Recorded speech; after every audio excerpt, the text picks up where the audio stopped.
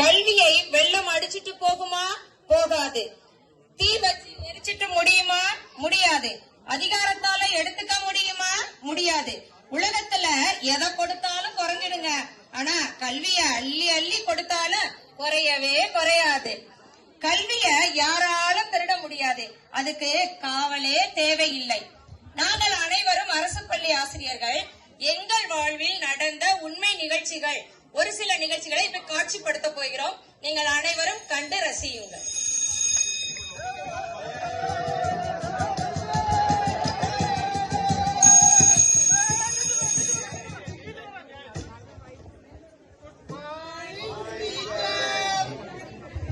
Good morning, good morning. எல்லாம் உட்காருங்கப்பா. ஏன் இவ்வளவு சத்தம்? ஏன் கத்துறீங்க? ரகுநாத், உன்னோட வாய்ஸ் கீழ ஆபீஸ் ரூம் வர கேக்குது. ஒழுக்கமா நடந்துக்கோ. உட்காரு. எல்லாம் சாப்பிட்டாச்சப்பா? Okay, attendance. அம்பிகா, அருணா,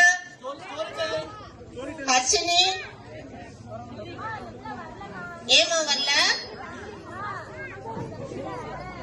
அதுக்குள்ள வயசுக்கு வந்துருச்சா?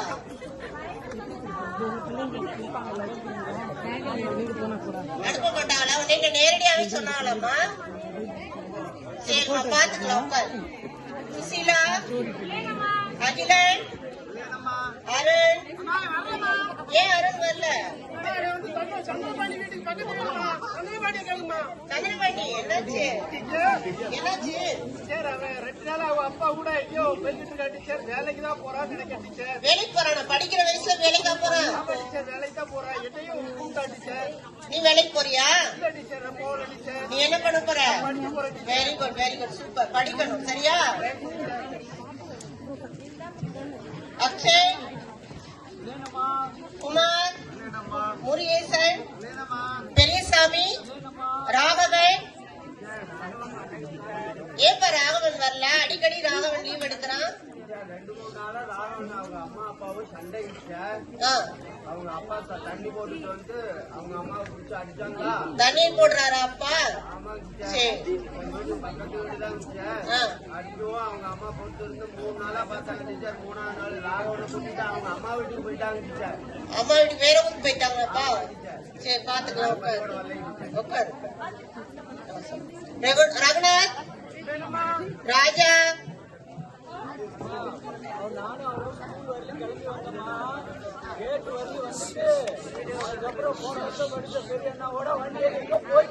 எங்க போயிட்டாரா?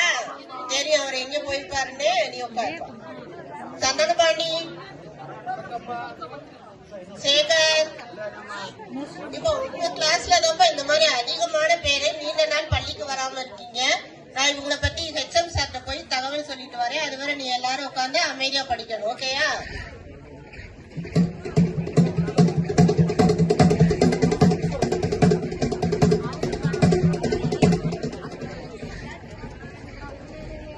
வணக்கம் சார். கிளாஸ்க்குலாம் போயிட்டேன் சார். அட்டெண்டன்ஸ் எடுத்தேன். நிறைய பேர் நம்ம கிளாஸ்ல வராம இருக்காங்க சார், 9th ஸ்டாண்டர்ட்ல. அதான் உங்கள்கிட்ட இன்ஃபார்ம் பண்ணலாம்னு. அவங்க பேரண்ட்ஸ்க்குலாம் ஃபோன் பண்ணி பேசுறீங்களா? ஃபோன் பண்ணா நிறைய பேரண்ட்ஸ் ஃபோன் அட்டெண்ட் பண்ண மாட்டாங்க சார். எஸ்எம்சி மீட்டிங் போட்டுடலாங்களா? ஓகே சார், போட்டுடலாம் சார். உடனே நம்ம எஸ்எம்சி தலைவரே வந்துட்டாரு. வணக்கம். வராத பிள்ளைங்களோட பேரெல்லாம் படிங்கம்மா. ஹர்ஷினி, அருண், ராகவன், ராஜா. ஐயா, நம்ம ஒரு பசங்களுக்கு தான் என்ன பண்ணலாம் சொல்லுங்க? ஐயா, அவங்க வீட்டுக்கு போயிட்டு அவங்கள கூட்டிட்டு வந்துடுவோம். அவங்கள பேசி. சரிங்க, ரொம்ப நன்றிங்க. புறப்படலாங்கய்யா.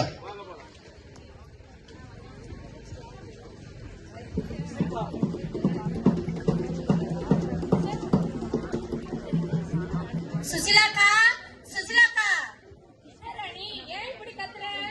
அக்கா, உங்களை பார்க்க ஊர் தலைவர் வாத்தியார்லாம் ஸ்கூல்ல இருந்து வந்திருக்காக்கா. என்ன முருகேஷ், 10 நாளா பள்ளிக்கூடமே அனுப்பலையாமே? அதுவா வேற ஒண்ணும் இல்லையா? பாப்பா பெரியவளாயிட்டா, அதனால அதுக்கப்புறம் எங்க வளர்ந்தபடி பள்ளிக்கூடத்தை அனுப்ப மாட்டாங்கய்யா. அப்படியா? ஐயா, முருகேச, எவனை இப்படி சொல்லிவிட்ட? என் பிள்ளையும் நம்ம பள்ளிக்கூடத்துல தான் படிக்குது. 7.5 பாஸ் பண்ணி இப்ப மெட்ராஸ்ல போய் மெடிக்கல் காலேஜ்ல படிக்குது. ஏன் நீ பிள்ளை அனுப்புறதுக்கு இப்படி யோசிக்கிற?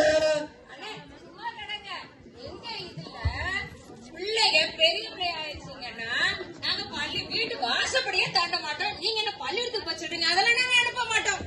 ஏமா இப்படிலாம் பேசுறீங்க? பெண் குழந்தைகள் கல்வி கற்கிறது இல்லையா? பெண் குழந்தைகள்லாம் படிச்சாதான் நாட்டை முன்னேற்ற முடியும். எனவே உதாரணமா எடுத்துக்கோங்க, நான் ஒரு அரசு பள்ளியில ஆசிரியரா இருக்கேன். எங்க அம்மா அப்பா வந்து படிக்க வச்சதுனாலதான் என்னால ஒரு அரசு பள்ளி ஆசிரியர் வேலையை பார்க்க முடியுது. அதே மாதிரி நீங்களும் உங்க பிள்ளைய படிக்க வைங்கம்மா. வாங்கம்மா, நாங்கெல்லாம் வயசுக்கு வந்துட்டா வீட்டை விட்டு தாண்ட மாட்டோம். எங்க பிள்ளைங்களுக்கு கல்யாண காட்சி எல்லாம் நாங்க பண்ண வேண்டாம். நீங்க என்ன பள்ளிக்கூடத்துக்கு அனுப்ப சொல்றீங்க? அதுங்க பிள்ளை குட்டி எல்லாம் நாங்க பார்க்க வேண்டாமா? என்ன முருகேஷ், கல்யாணம் சொல்றாங்க. சின்ன வயசுல கட்டாயமா கல்யாணம் பண்ணா நீ கட்டாயமா ஜெயிலுக்கு போயிடுவ. அது இல்லாத 18 வயசுக்கு முன்னால உங்களை பிள்ளைக்கு கல்யாணம் பண்ணனா 10:98க்கு உங்க பொண்ணே போன் பண்ணிச்சுன்னு வச்சுக்கோ, உன் கதை முடிஞ்சது. யோசனை பண்ணு. நீ வந்து படிக்கிறதுக்கு பிள்ளைய அனுப்புறவா என்ன யோசனை பண்ணி ஒரு நல்ல முடிவு பண்ணு. ஸ்கூலுக்கு அனுப்பு. தவறாம ஸ்கூலுக்கு அனுப்பிச்சிருமா குழந்தைங்கள.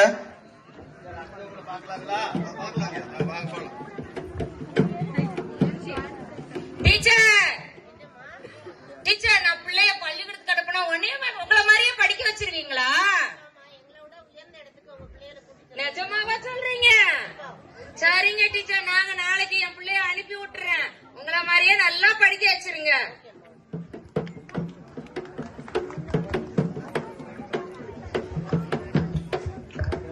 அவங்க அப்பா வீட்டுக்கு போயிட்டு வந்ததுல இருந்து 1 டஜன் கொழுப்பு கூடிக்கிச்சு அவளுக்கு. எடியே எங்கடி இருக்க?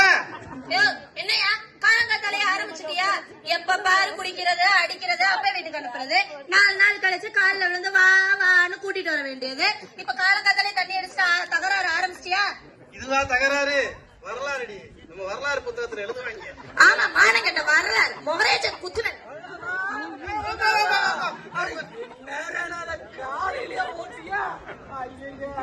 இது ராத்திரி போட்டதப்பா. சரி, இப்போ ஒரு ரவுண்ட் போயிட்டு வருவோமா? நம்ம பள்ளிக்கூடத்து தலைமை ஆசிரியர் எல்லாம் வந்திருக்காங்க. என்ன பண்ணுனா என்ன பாக்கவா தலைவரா? ஐயா வணக்கம். தலைவரே வணக்கம். சார் வணக்கம் சார். வணக்கம்மா.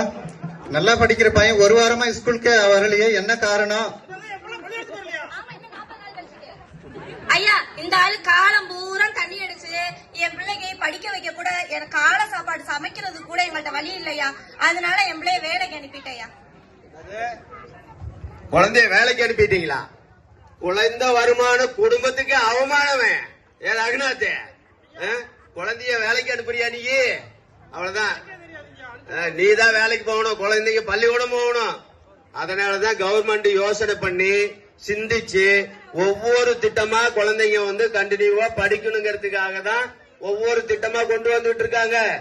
காலையில உங்களால சமைக்க முடியலன்னு தான் காலையில உணவு திட்டத்தை கொண்டு வர்றாங்க. காலையில போய் குழந்தைங்க சாப்பிட்டுக்கலாம், மதிய உணவு சாப்பிடலாம்.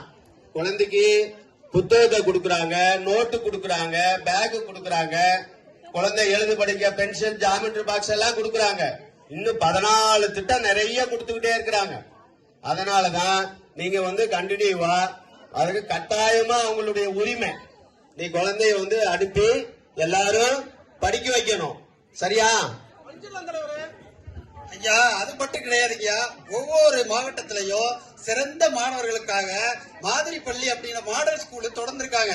அது மட்டும் இல்ல, எல்லா குழந்தைகளுக்கும் நல்ல சிறந்த குழந்தைகளுக்கு பள்ளி படிப்புல இருந்து கல்லூரி படிப்பு வரைக்கும் இலவசமா எல்லா சேவையும் நம்ம அரசாங்கம் செய்து. இதையும் கட்டாயம் நீங்க தெரிஞ்சுக்கணும் ஐயா. நீ ஒண்ணும் பேச வேணாம். நீ என்னைக்கு தெளிவா பேசியிருக்க? குழந்தைங்க பள்ளிக்கு அனுப்பு, ஆன முயற்சிகள் எல்லாத்தையும் செய்யுங்க. தயவு செய்து குழந்தைய பள்ளிக்கு அனுப்பு. கண்டிப்பா அனுப்பி விடுறேம்மா. அன்பார்ந்த பெற்றோர்களை வணக்கம். கல்வி என்பது நம்முடைய அடிப்படை கடமை. எனவே நீங்கள் அனைவரும் பள்ளிக்கு உங்களுடைய குழந்தைகளை அனுப்ப வேண்டியது உங்களுடைய உரிமை. நன்றி, வணக்கம்.